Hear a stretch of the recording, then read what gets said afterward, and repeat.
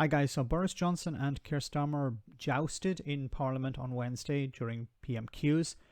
There were no verbal uppercuts delivered by either the leader of the opposition or the Prime Minister, but I do want to analyse their closing statements, which demonstrate the gulf that exists between these two leaders. Mr. Speaker, the Prime Minister must see that if 4 out of 10 of those that should be contacted are not being contacted, we've got a problem in the system that needs to be fixed in the next 4 weeks. Finally, I want to ask about care homes, which of course were hit so badly in the first wave of this pandemic. And can I pay tribute, Mr. Speaker, to all those working in care homes who've given such dedication and commitment in the toughest of circumstances. So this is interesting because he's talking about, Boris Johnson has continually attacked Keir Starmer for not being willing to accept and congratulate those people who are working, for example, in test and trace.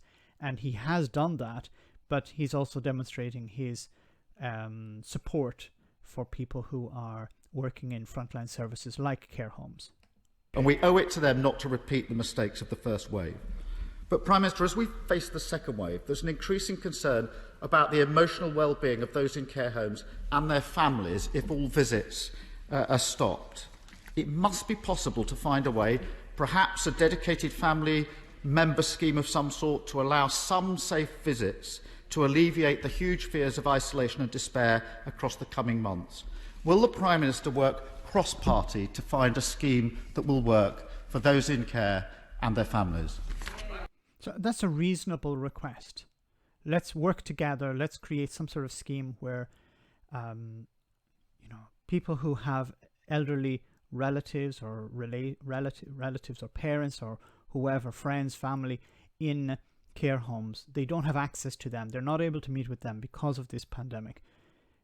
We should create some sort of mechanism that would allow those people to meet, maybe even for the last time in some cases. So let's hear what Boris Johnson has to say about that. Well, Mr. Speaker, the new guidance on care homes and visiting relatives safely, because the point he makes is incredibly important, is going to be announced today to try to strike the right balance between people's real need to see their loved ones and obviously the risk of spreading the disease in care homes. We're going to be publishing some guidance about how that can be done today. And I'm grateful to his offer to work collaboratively, but So once we have there, why didn't Boris just stop there? Of course he went to but. There was an opportunity to reach across, to build something positive, to leave the politics aside. Keir Starmer said, let's work together to help ordinary people who are dealing with this pandemic in a very stressful and emotional way. They're not able to meet their loved ones.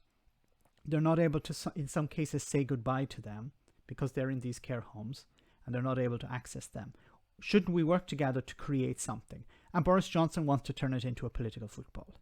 I have to say, Mr. Speaker, that the House will generally have noted that he has used this crisis as an opportunity to make political capital, to have what I think a shadow.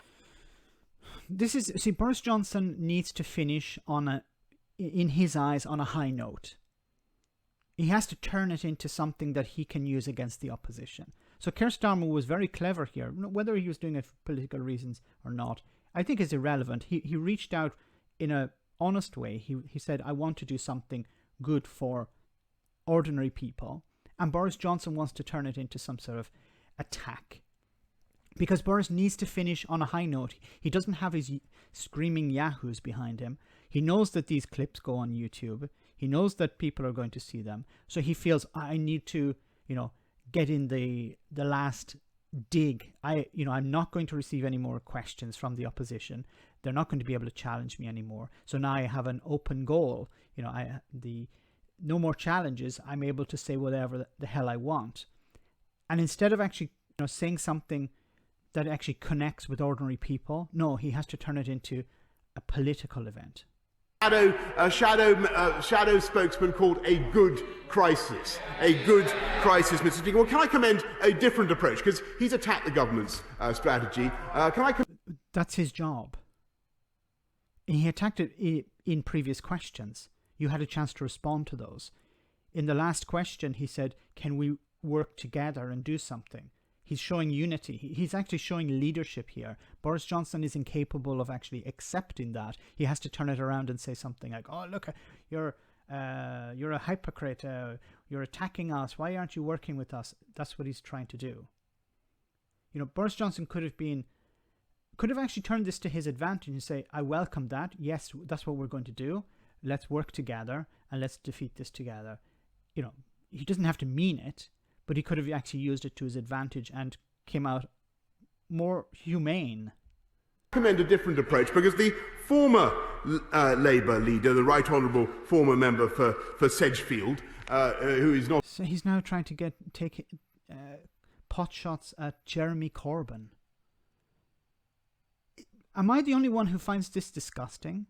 There was an opportunity to work together to help people going through a very stressful situation, and Boris Johnson wants to turn it into a session at making snide remarks about the former leader of the opposition. Not as fashionable on those benches as he once was or should be, has written a good, not with all of them, Mr. Speaker, perhaps on the front bench, but not with all of them. He's written a good piece in today's Daily Mail, Mr. Speaker, in which he broadly supports this government's strategy, praising UK drugs companies for what they're doing, supporting our search for a vaccine, and supporting mass testing in Liverpool, which he deprecates, Mr. Speaker. And I think what he should do is actually take a leaf out of the Blair book, Mr. Speaker. I'm sorry, my apologies. He's talking about Tony Blair, not Jeremy Corbyn. By the way, I can tell him that Tony Blair would not have spent 4 years in the same shadow cabinet as Jeremy Corbyn, standing shoulder to shoulder with him. And there we have it.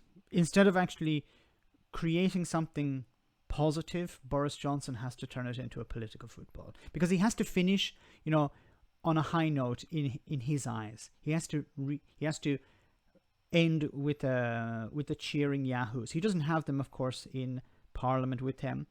Some of them are raising their voices to compensate, but this is disgusting behavior.